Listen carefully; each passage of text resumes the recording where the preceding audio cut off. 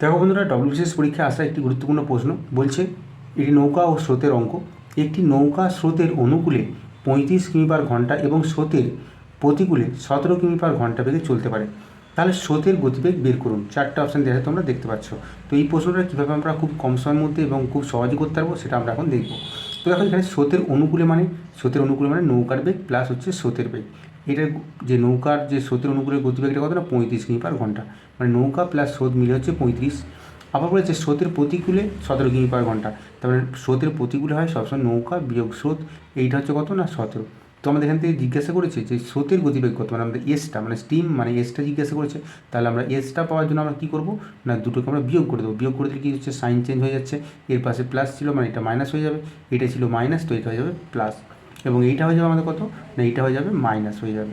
তো আমরা দেখতে পাচ্ছি এখানে এন তাহলে কেটে যাচ্ছে, তাহলে এখান থেকে আমরা পাচ্ছি 2s সমান আমরা পেয়ে যাচ্ছি 35 থেকে 17 আমরা বাদ দিলে পাচ্ছি 8 এবং 1 একে 2 মানে 18।